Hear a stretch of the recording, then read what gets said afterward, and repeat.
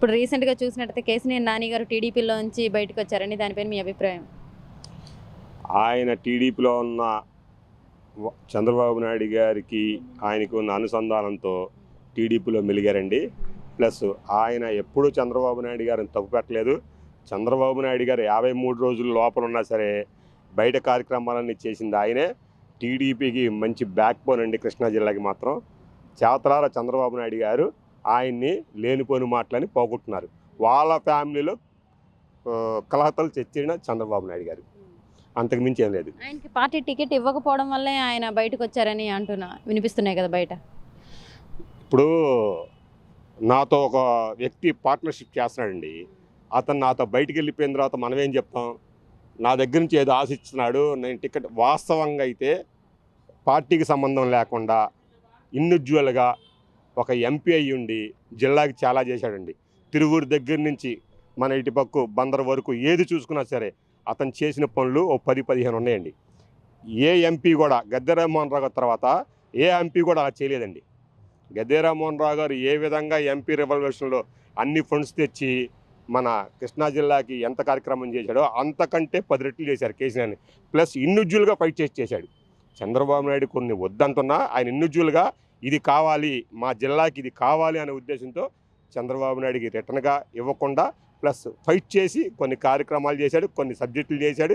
అవి ఈ రోజున ముందు తరానికి మంచి భవిష్యత్తు ఇస్తానండి కేసీఆర్ నాన్న గారు చేసిన పనులు మాత్రం. మరి ఆయన అంత మంచి పనులు చేశారని మీరు చెప్తున్నారు. బయట కూడా ఆయనకు మంచి పేరే ఉంది. పేద ప్రజలకు కూడా బాగా మేలు చేసే వ్యక్తి. ఆయన ఎప్పుడు జనాల్లో తిరిగే వ్యక్తే. మరి ఆయన వదులుకున్నారు టీడీపీ. మరి ఇప్పుడు టీడీపీకి మైనస్ అవుతుందంటారా ఆయన వెళ్ళడం వల్ల, బయటికి రావడం వల్ల?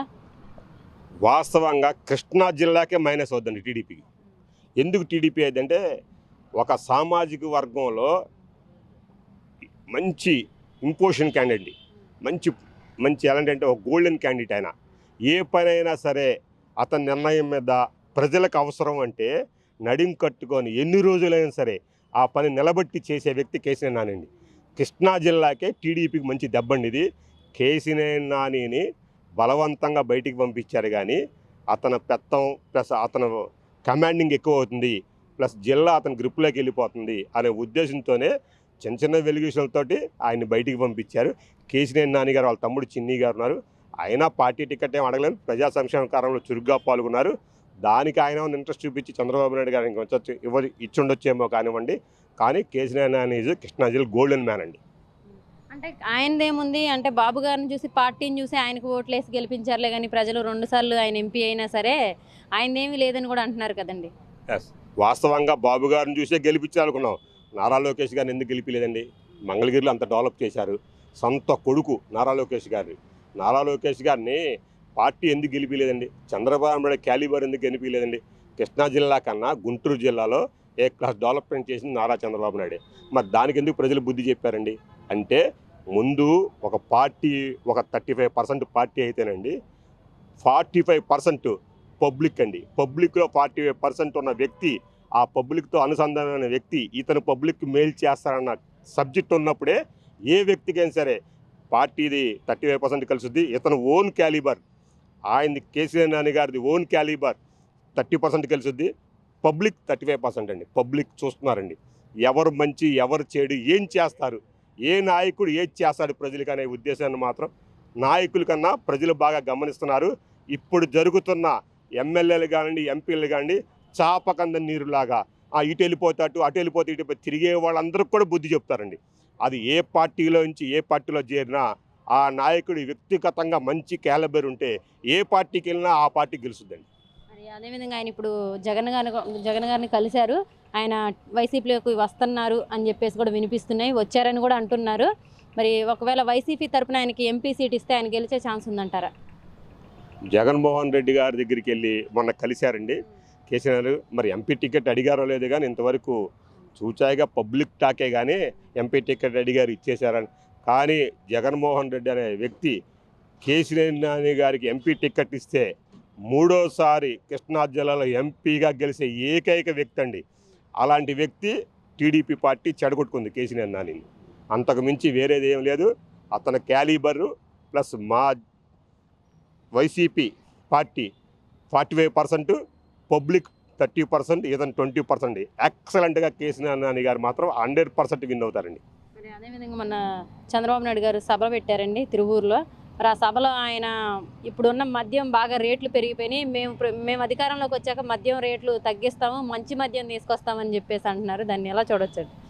దానికి చంద్రబాబు నాయుడు చెప్పిన మాట చాలా గొప్ప మాట అండి. అది మన స్వర్గీయ నందమూరి తారక రామారావు గారు మద్యపానం నిషేధం పెడితే మద్యపాన నిషేధం పెట్టిన 10 ఏళ్ళు గవర్నమెంట్ నడిచింది. చంద్రబాబు నాయుడు గారు గవర్నమెంట్ ఫామ్ చేయగానే మద్యపాన నిషేధాన్ని రిలీజ్ చేశాడు. అంటే మద్యపానం రిలేషన్ మీదే ఆయన వ్యాపారాలు కానీ ఆయన పార్టీగా నడుస్తున్న దానికి అదొక నిదర్శనం అండి. ఎవరికైనా ఒకటే, అదే వైఎస్ రాజశేఖర మందు బ్యాన్ చేస్తే జగన్మోహన్ రెడ్డి కనుక వదిలితే అతనికి అది నిదర్శనమే. ఎందుకని నందమూరి తారక రామారావు ప్రజల్లో ఉన్న వ్యక్తి, ప్రజలంటే పిచ్చి, ప్రజా సంక్షేమాలంటే ప్రాణం ఆయనకి. ఆయన మద్యపాన నిషేధం చేశాడు. అదే చంద్రబాబు నాయుడు మన సీఎం అయిన తర్వాత మద్యపాన నిషేధాన్ని తొలగించి మద్యపానం మార్కెట్లోకి తెచ్చాడు. అంటే ఏ పార్టీకి ఏ మద్యం అవసరం అనేది అందరూ చూస్తారండి. ప్లస్ మొన్న జరిగిన తిరువూరు సభలో మీరు మాట్లాడారు, చంద్రబాబు నాయుడు గారిని చెప్తున్నారు, నేనైతే చూడలేదు. దానికి ఒక చిన్న క్లౌంట్ ఇస్తాను. మందు ఎలా తయారు చేయాలి, ఎలా అమ్మాలన్నది మాకంటే చంద్రబాబు నాయుడు గారికి బాగా తెలుసండి. ఎందుకంటే ముందు తెచ్చిన పిచ్చి బ్రాండ్లే వాళ్ళు కంటిన్యూ చేస్తున్నారు అంతే వీళ్ళు కూడా. ఎందుకంటే రాష్ట్రం నడవాలి, ఎన్నో పురోగతిమైన పథకాలు పెట్టారు. పథకాలు తప్ప రైట్ అనేది పబ్లిక్ తెలుసు. ఆ పథకాలకి డబ్బులు కావాలి కాబట్టి ఇలాంటి చిన్న చిన్న కార్యక్రమాలు అవసరమే. మందు తాగుతున్నారంటే వాడు తాగాల్సిన దానికన్నా ఎక్కువ తాగుతున్నాడు. అదే ఆరోగ్యపరంగా మందు తాగాడు అనుకోండి, ఏ మందు ఎఫెక్ట్ కాదు. అదేవిధంగా ఇప్పుడు ఇప్పుడు ఏపీలో అనే కాదు, ఎక్కడైనా సరే ప్రజలు తగ్గిపోయారు, ఒక్కలతో ఆపేస్తున్నారు, ఇద్దరి కంటే ఎక్కువగా ముగ్గురిని కనాలని చెప్పేసి కూడా చంద్రబాబు నాయుడు గారు చెప్తున్నారు. దాని మీద అవగాహన కూడా కల్పించాలి ప్రజలకని కూడా అంటున్నారు. మీరు దాన్ని ఎలా చూడొచ్చు? దాన్ని ఒక విధంగా బాగా చూడొచ్చండి. ఇక్కడ ఈ సబ్జెక్ట్ మాట్లాడేటప్పుడు ఫస్ట్ ఆల్ ఏంటంటే కుటుంబ ఆర్థిక ఇబ్బందులు మేరండి. దీంట్లో ముస్లిమ్స్ని మెచ్చుకోవచ్చండి. ముస్లిమ్స్ని మెచ్చుకోవడానికి కొన్ని రీజన్స్ అయిన కారణాలు చెప్తానండి. వాళ్ళు కష్టపడతారు, వాళ్ళు ఏ పనైనా చేస్తారు. హిందువులో మనం ఒక 16,000 15,000 రూపాయల జీతం ఉన్నోడికి గవర్నమెంట్ స్కూల్ పనిచేయదు, నార్మల్గా ఉన్న ప్రైవేటు స్కూలు పనిచేయదు. వాడు గౌతమ్ పబ్లికేషన్స్, చైతన్యానో లేకపోతే నలందాలో చేరాలి. ఇవి చేరాలంటే డబ్బులు కావాలండి. డబ్బులు కావాలంటే ఈరోజు కళ్ళు కట్టిన అందరికీ తెలుసు, ఈ యూట్యూబ్ ఛానల్ చూస్తున్న వాళ్ళందరికీ తెలుసు ఏ పిల్లలకి ఎంత ఫీజు కడితే పిల్లల్ని చేర్చుకుంటారు, మెరిట్ అవనా కాదా, వాళ్ళ డ్రెస్ మెయింటెనెన్స్ అదేమీ లేకుండా జగనన్న అనే వ్యక్తి, వైఎస్ఆర్సీపీ అనే గవర్నమెంట్ అనేది పబ్లిక్లోకి తీసుకెళ్ళి గవర్నమెంట్ స్కూల్లో ఇంగ్లీష్ మీడియం పెట్టిందండి.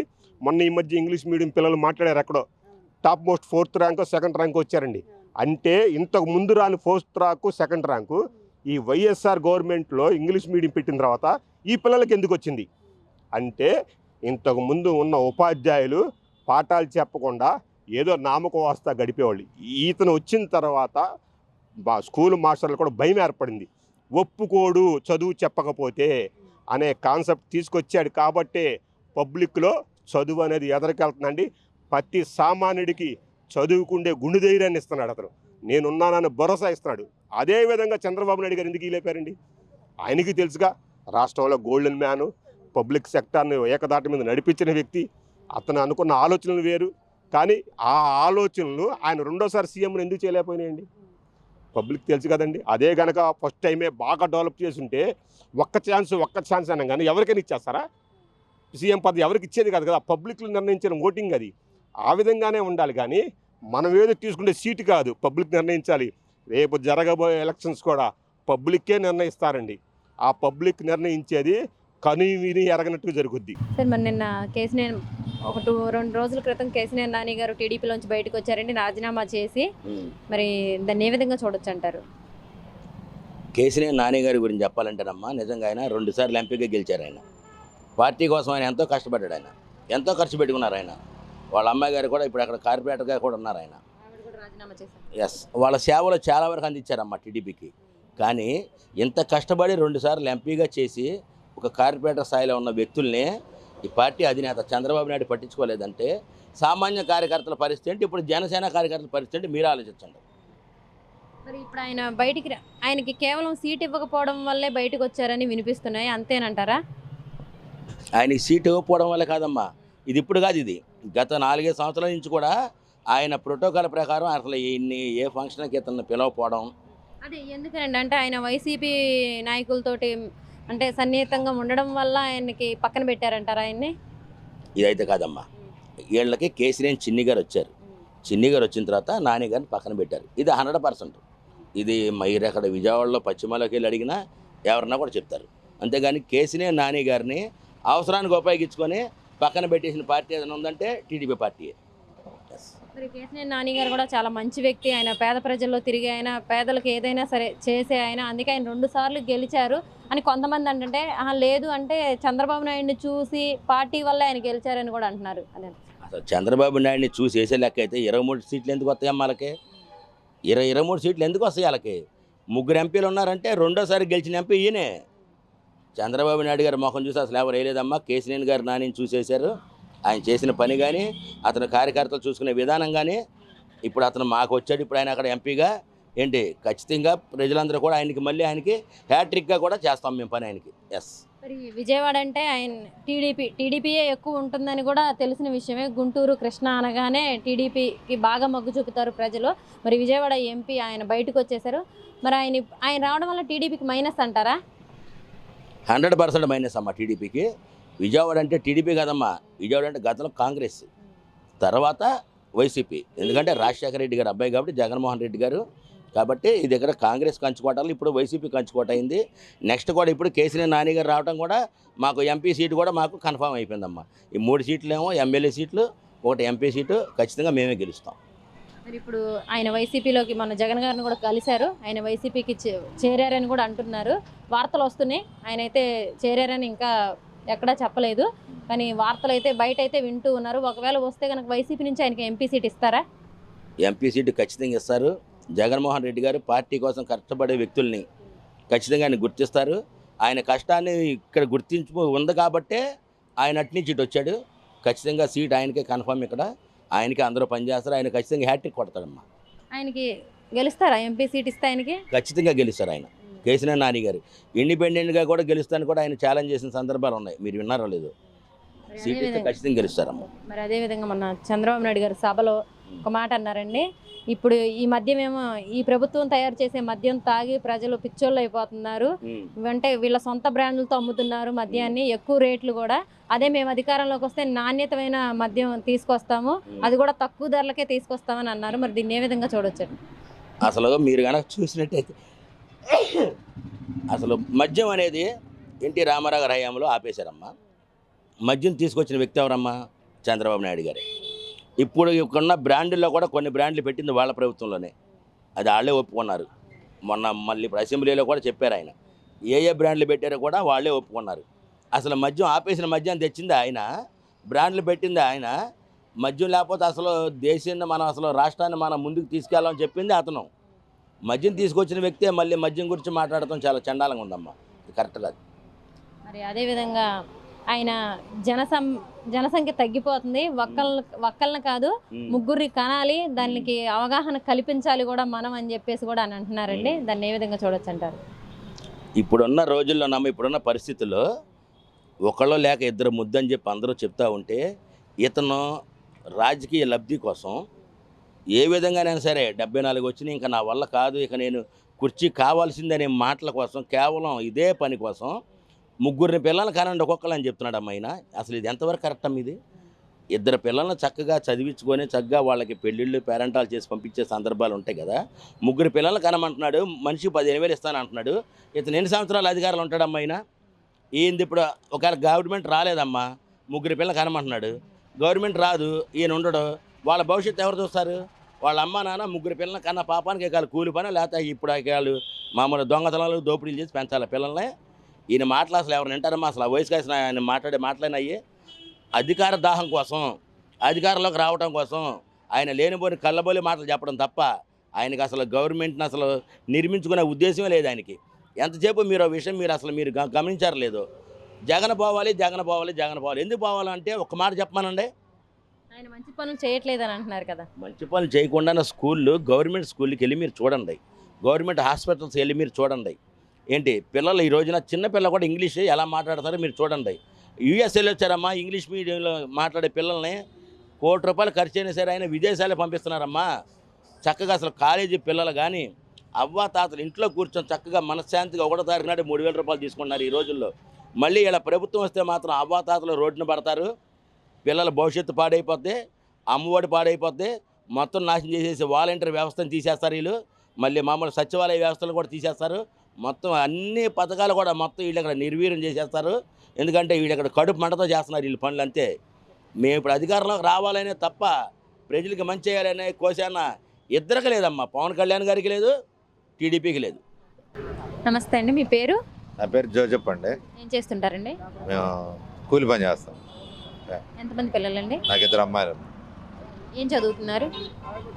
పెద్ద అమ్మాయి బీఫార్మసీ చేస్తుంది, చిన్న అమ్మాయి బీఎస్సీ నర్సింగ్. ఏ ఊరండి అసలు మీది ప్రాపర్? మాది ఉండవల్లి. ఉండవల్లి. ఇక్కడ ఉంటున్నారా? లేదు, మార్కెట్కి వచ్చాం. మార్కెట్కి వచ్చారు. రేట్లన్నీ ఎలా ఉన్నాయండి? కూరగాయల రేట్లు అయితే బాగా ఎక్కువగానే ఉన్నాయి అమ్మా. రేట్లు పండగకి బాగా రేట్లు పెంచినట్టు కనపడుతుంది. నిత్యావసర వస్తువులన్నీ ఎలా ఉన్నాయండి? నిత్యావసర వస్తువులు కూడా రేట్లు పెరిగినాయి అమ్మా బాగా. అంటే ఇప్పుడే పెరిగినాయి, ఇంతకు ముందు నుంచి అలాగే ఉన్నాయండి? ఇంతకుముందు నుంచి అలాగే ఉన్నాయి అమ్మా. రేట్లు పెరుగుతూనే ఉన్నాయి ఎప్పటికప్పుడు. అంటే ఎచ్చాలు అటు ఇటుగా ఉన్నాయి రేట్లు. మరి చూసుకున్నట్టయితే ప్రభుత్వ పరిపాలన ఎలా ఉందండి? జగన్ గవర్నమెంట్ అయితే బాగానే ఉందమ్మా. ప్రతి ఇంటికి పథకాలు ఇస్తున్నాడు. నా అభిప్రాయం అయితే గవర్నమెంట్ అయితే పరంగా అన్ని సంక్షేమ పథకాలు మాత్రం ప్రతి ఇంటికి వెళ్తున్నాయి. అది మరి సంక్షేమ పథకాలు ఇచ్చేసి జనాలు సోమరిపోతులు చేస్తున్నారని ప్రతిపక్షాలు అంటున్నారు కదన్నా. వాళ్ళు ఏమంటారంటే వాళ్ళు ఇవ్వటం చేత కాదు, ఇచ్చే వాళ్ళని తిడుతుంటారు. అది సహజమే కమ్మా. వాళ్ళు ఇవ్వటం చేత, వాళ్ళు ఏమనండి, వాళ్ళు ఎవరుగా గత 14 సంవత్సరాలు వాళ్ళు గవర్నమెంట్ నడిపారు. ఇన్ని పథకాలు వాళ్ళు పెట్టలేదుగా. నెక్స్ట్ ఇస్తామంటున్నారు కదా, మేనిఫెస్టోలో చెప్తున్నారు కదా. జగన్ కన్నా ఎక్కిలేరుగా. జగన్ ఇచ్చే పథకాలు అందరికీ ఓకే, ఎవరికి లంచం లేకుండా ప్రతి ఇంటికి ఇస్తున్నాడు.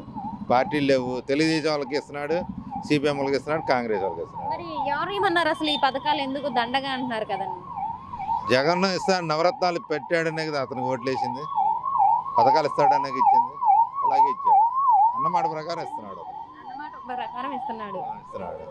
చూసినట్టయితే స్కూల్స్ కానీ స్కూల్స్ ఎలా డెవలప్ అయినాయండి?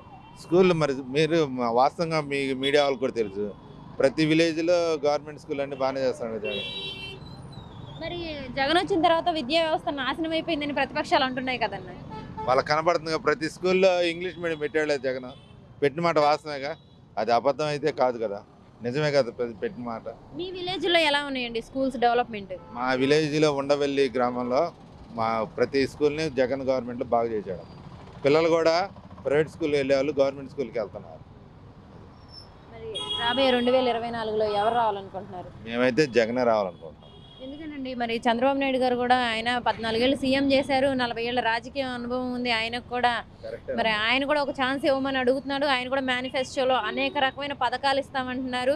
మరి ఏపీని డెవలప్ చేయాలంటే కూడా బాబే రావాలి, బాబు వస్తేనే జాబ్ వచ్చిద్దని కూడా అంటున్నాడు. ఆయన విజన్ ఉన్న నాయకుడు అని కూడా అంటున్నారు. మరి మీరెందుకని జగన్ గారు రావాలంటున్నారు? కరెక్టేనమ్మా. ఇప్పుడు అతను 14 సంవత్సరాలు చేశాడు, జగన్ చేసింది 4 సంవత్సరాలు 8 నెలలే చేసింది. జగన్ ఇంకోసారి అవకాశం ఇస్తే ఆయన చేస్తాడు అవకాశం అన్న నా అభిప్రాయం. మరి జగన్ గారి చేతుల్లో రాష్ట్రాన్ని పెట్టి అప్పుల పాలైపోయింది రాష్ట్రం మొత్తం అని అంటున్నారు కదండి. అప్పుల పాలు అయితేనమ్మా, ఇప్పుడు నిన్న మన మంత్రి గారు ఆర్థిక మంత్రి మీడియాలో మాట్లాడుతున్నాడు, వాళ్ళ అబద్ధాలు చెప్పరుగా. ఇప్పుడు ఉన్నది లేదా 5 లక్షల కోట్లు 10 లక్షలు ఎవరు చెప్పుకోరుగా, ఉండదే కదా చెప్పేది ఒక మంత్రిగా స్థాయిలో. అది వాస్తవం కదా, అది వాళ్ళకి తెలుసు. దాని గురించి మాట్లాడేది ఏమన్నా. మరి 24లో మీరు జగన్ గారే వస్తారని చెప్తున్నారు కాన్ఫిడెంట్గా. ఒకవైపు చూస్తేనేమో చంద్రబాబు నాయుడు గారు, ఇటు పవన్ కళ్యాణ్ గారు ఇద్దరు పొత్తులో వస్తున్నారు. మరి ఈయన సీనియర్ నాయకుడు, ఆయన కూడా సినీ ఫేమ్ ఉంది. మరి ఒకవైపు నుంచి వాళ్ళ చెల్లి వస్తుంది, షర్మిల గారు వస్తున్నారు కాంగ్రెస్ నుంచి. ఒకవైపు బీజేపీ ఉంది, ఇంకోవైపు ఏమో జేడీ లక్ష్మీనారాయణ గారు కొత్త పార్టీ పెట్టారు. మరి ఇవన్నీ తట్టుకొని మళ్ళీ జగన్ గారు సీఎం అవుతారండి? జగన్ నమ్మకం వల్ల సంక్షేమ పథకాలు ప్రతి ఇంటికి ఇచ్చాడమ్మా అని నా ఒపీనియన్ చెప్తున్నాను. ప్రతి ఇంటికి ఎవరితో ఏ పార్టీతో సంబంధం లేకుండా వాళ్ళకి రేషన్ కార్డు అర్హత ఉండే పింఛన్ అయినా సరే ఏ పథకాన్ని జగన్ ప్రతి ఇంటికి ఇచ్చాడు. అదే నమ్మకంతో వస్తాడని నేను అనుకుంటున్నాను. మరి ఇప్పుడు షర్మిల గారు కూడా కాంగ్రెస్ నుంచి ఇక్కడ పోటీ చేస్తారంటున్నారు. మరి ఓట్లు చీలే అవకాశం ఉందంటారండి ఆవిడ కాంగ్రెస్లోకి వెళ్ళారు కాబట్టి? అదైతే నేను చెప్పలేను నాకు తెలియదు. ఎందుకనండి? అంటే కాంగ్రెస్ పార్టీ జీరో అనే సంగతి మనందరికీ తెలుసు. వైఎస్ఆర్ కాంగ్రెస్ అయినా కాంగ్రెస్ పార్టీ అయినా రెండో ఒకటి అని నేను అనుకోండి, నా అభిప్రాయం. మరి మన కేసినేని నాని గారు టీడీపీ నుంచి ఎంపీ కేసినేని నాని గారు రాజీనామా చేశారండి, దానిపైన మీ అభిప్రాయం? నాకు ఇక్కడైతే వాస్తవం తెలియదమ్మా. మాది మంగళగిరి నియోజకవర్గం, లోకేష్ నియోజకవర్గం మాది.